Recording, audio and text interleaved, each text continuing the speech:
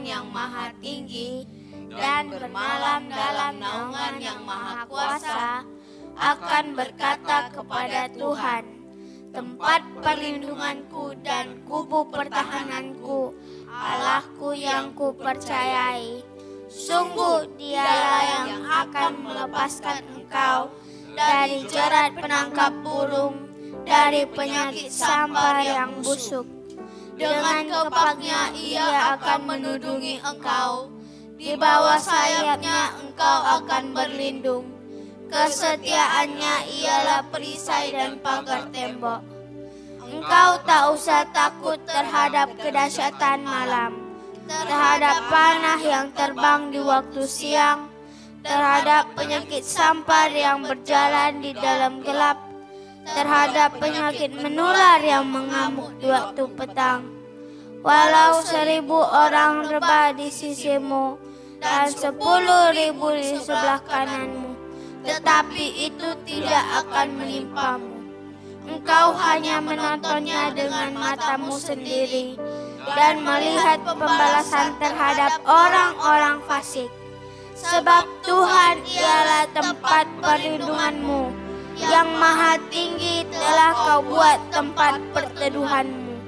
Malapetaka tidak akan menimpa kamu, dan tulah tidak akan mendekat kepada kemahmu. Sebab malaikat-malaikatnya akan diperintahkannya kepadamu untuk menjaga engkau di segala jalanmu. Mereka akan menatang engkau di atas tangannya, supaya kakimu jangan terantuk kepada batu. Singa dan ular tedung akan kau langkahi. Engkau akan menginjak anak singa dan ular naga. Sungguh hatinya melekat kepadaku, maka aku akan meluputkannya. Aku akan membentenginya sebab ia mengenal namaku. Bila ia berseru kepadaku, aku akan menjawab. Aku akan menyertai dia dalam kesesakan. Aku akan meluputkannya dan memuliakannya. Dengan panjang umur akan kukenyangkan dia, dan akan kuperlihatkan kepadanya keselamatan daripadaku. Amin. Shalom adik-adik. Shalom Kak Lena. Shalom Kak Pita. Apa kabar Kak Lena? Puji Tuhan, sehat Kak Pita. Kak Pita gimana kabarnya hari ini? Sehat dong, luar biasa.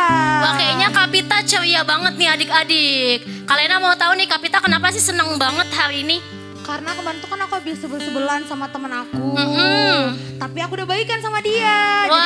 Jadi udah ngerjain tugas bareng, udah bercanda bareng, akhirnya udah baikan. Wah, keren banget Kak Pita. Berarti Kak Pita mencerminkan kasih Tuhan lewat hidupnya Kak Pita ya. Wah. Oke adik-adik, Kak Lena sama Kak Pita udah gak sabar banget kita mau ibadah bareng ya adik-adik ya. Yuk kita mau siapkan hati kita. Kita mau memuji menyembah Tuhan. Sebelumnya boleh kita satu dalam doa dulu ya. Yuk tutup mata, lipat tangan adik-adik semuanya. Kita satu dalam doa. Tuhan Yesus, terima kasih Tuhan buat hari ini Tuhan. Terima kasih buat kebaikan Tuhan dalam hidup kami. Kami boleh sehat, kami kuat sampai dengan saat ini. Semuanya karena kesetiaan Tuhan, karena anugerah Tuhan yang besar lewat hidup kami ya Bapa. Terima kasih Tuhan Yesus. Sekarang kami mau memuji Tuhan, kami mau menyembah Tuhan dengan sungguh-sungguh. Kami percaya Tuhan Yesus dimanapun kami berada, Engkau hadir di tengah-tengah kami ya Bapa. Terima kasih Tuhan, adik-adik yang siap untuk memuji Tuhan. Sama-sama kita katakan, amin. Memuji Tuhan, semuanya semangat memuji Tuhan ya. Boleh bangkit berdiri.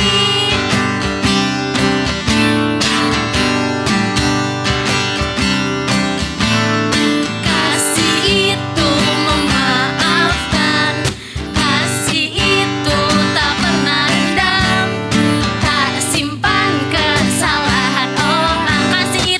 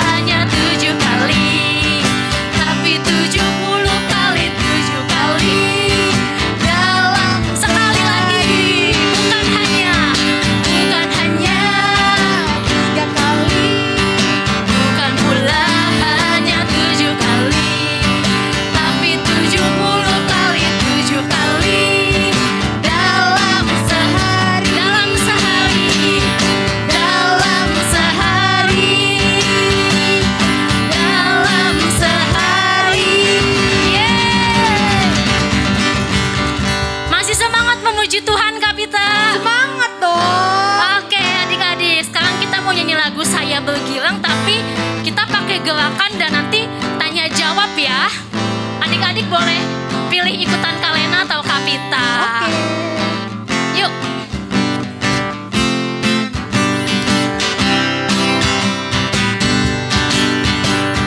Saya bergirang. Mengapa kau bergirang? Saya bergirang. Apa sebabnya? Saya bergirang. Pada saya. Karena saya anak Tuhan. Sekarang ku selalu bergirang. Penyanyi sambil bertepuk tangan, jadi saksi karena cinta Tuhan. Siang malam ku selalu bergirang. Ikutin Kapita ya. Saya bergirang. Mengapa kau bergirang? Saya bergirang. Apa sebabnya? Saya bergirang. Ceritakan pada saya. Karena saya anak Tuhan. Sama-sama. Ku selalu Bergirang, bernyanyi sambil bertepuk tangan, jadi saksi karena cinta Tuhan. Siang malam ku selalu bergirang. Sekali lagi sekarang ku selalu bergirang. bernyanyi sambil bertepuk tangan, jadi saksi karena cinta Tuhan. Siang malam ku selalu bergirang. siang malam ku selalu bergirang. siang malam ku selalu bergirang. ya, beri kemuliaan buat Tuhan Yesus. Sekarang adik-adik boleh silakan duduk semuanya. Kita mau nyiapin hati kita memuji dan sembah Tuhan.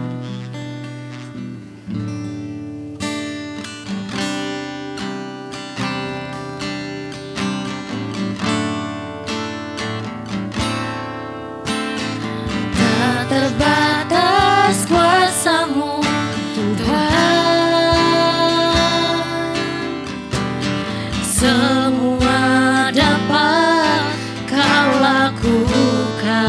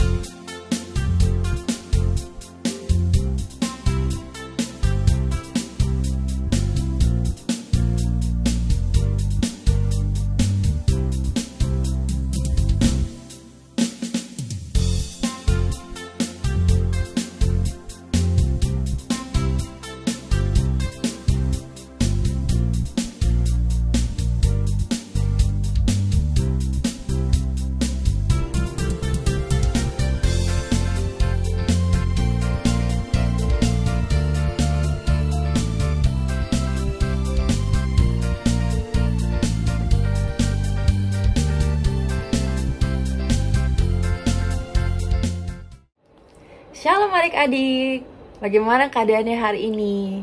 Kakak percaya kita semua dalam keadaan yang sehat dan luar biasa, amin?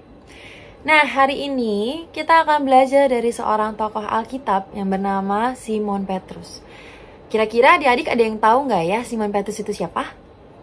Nah, Petrus itu adalah salah satu dari murid Tuhan Yesus yang terus mengikuti Tuhan Yesus kemanapun Tuhan Yesus pergi.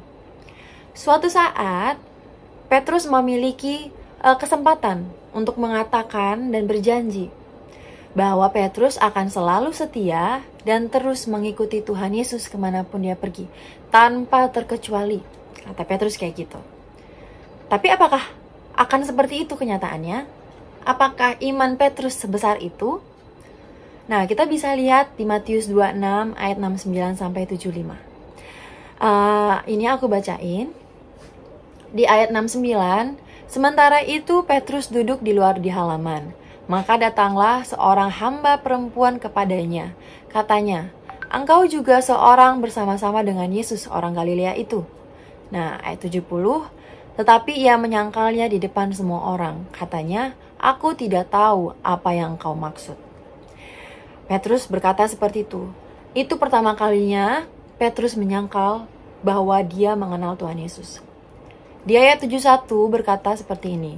Ketika ia pergi ke pintu gerbang, seorang hamba lain melihat dia dan berkata kepada orang-orang yang ada di situ, orang ini bersama-sama dengan Yesus orang Nazaret itu. Nah, di ayat 72, dan ia menyangkalnya pula dengan bersumpah, aku tidak kenal orang itu. Ini kali keduanya Petrus menyangkal Tuhan Yesus dengan bersumpah.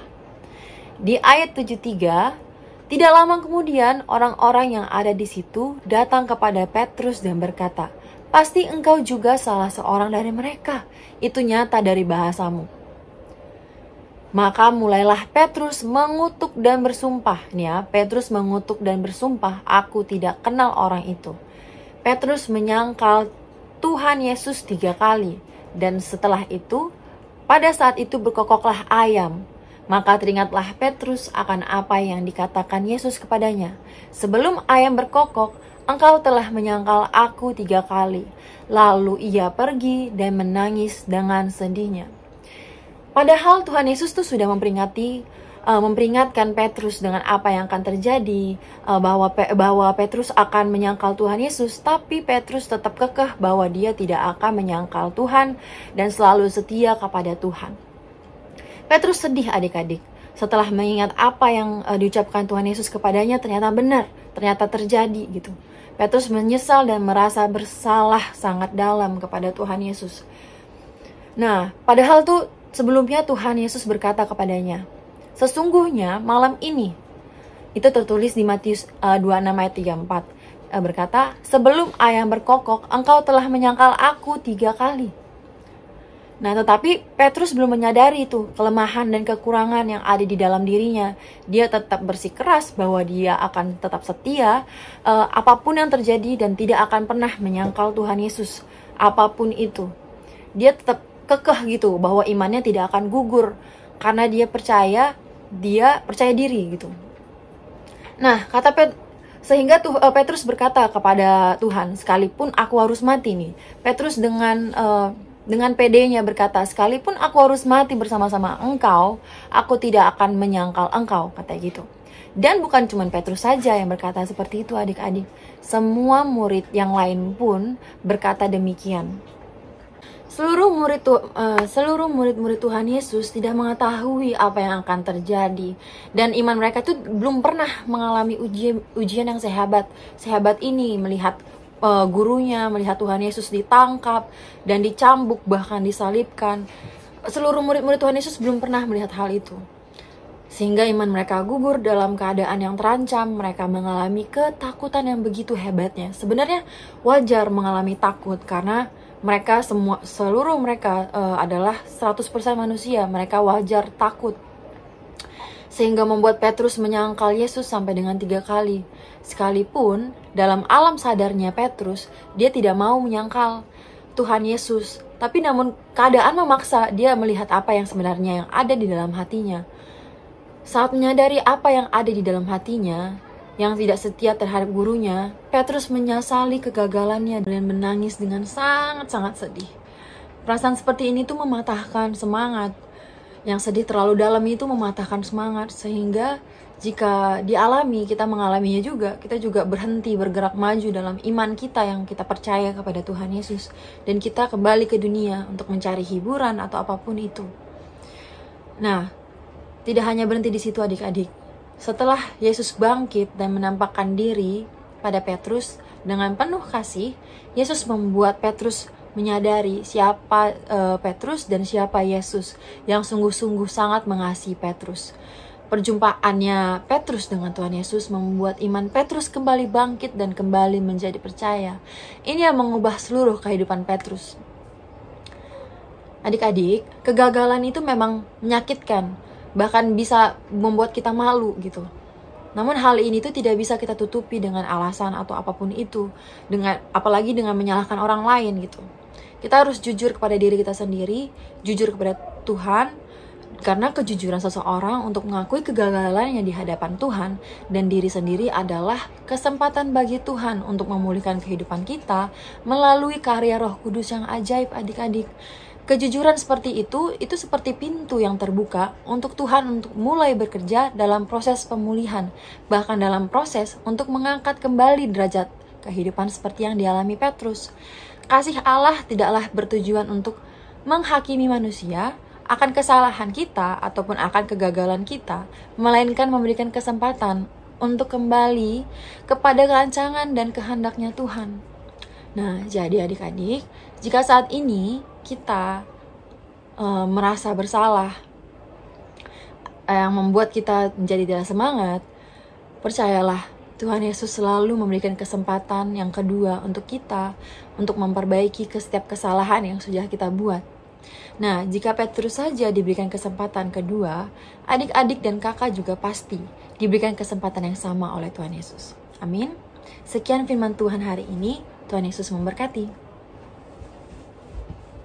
Shalom adik-adik, kita kembali masuk di dalam aktivitas kita. Hari ini kita akan membuat jaring yang ditebarkan murid-murid Tuhan Yesus yang penuh dengan ikan. Nah, polanya kalian bisa print melalui link yang ada di layar ini ya. Nah, adapun bahan-bahan yang dibutuhkan, gunting, tapi ingat ya, untuk adik-adik yang lebih kecil, yang masih balita, yang belum terlalu bisa menggunakan gunting, bisa mendapat pendampingan dari papa mama atau kakak-kakaknya. Terus kemudian ada pensil warna, ada lem kertas, atau bisa juga kita menggunakan double tip ya, double tip. Terus ada penggaris untuk menekukan gambar yang kita buat nanti. Nah, ini hasil print out dari link yang tertera tadi ya. Ini ada pola A, juga ada pola B. Nah, pola yang ada ini kita warnain. Terserah adik-adik nanti mau mewarnainya dengan warna apa ya. Terus kita menggunting sesuai dengan gambar yang ada ya. Perhatikan batas-batas garis yang ada. Nah, hasilnya nanti seperti ini ya, seperti ini hasilnya. Jadi semua sudah kita warnain dan ini adalah pola B. Pola B ini nanti kita tekuk pinggirnya, makanya perlu penggaris. Kita tekuk supaya dia tekukannya rapi ya. Kita tekuk seperti ini. Perhatikan ya, kita tekuk seperti ini. Ya, ini kakak udah kasih double tip. Nanti yang di sebelah kanannya juga akan kakak kasih double tip. Oke, sebentar ya. Kakak ambil, tempelkan double tip.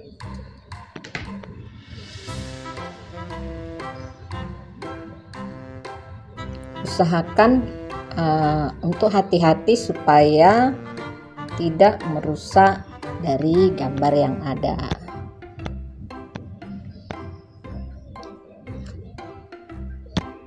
Nah, ini perhatikan karena ini double tape-nya agak lebih lebar, kakak tekuk Kemudian tekuk ke gambar yang ada di pola, tempel pola B ke pola A. Nah, seperti ini. Jadi kita rapikan ya. Kita tekan lagi supaya tetap nempel. Nah, sekarang sudah jadi.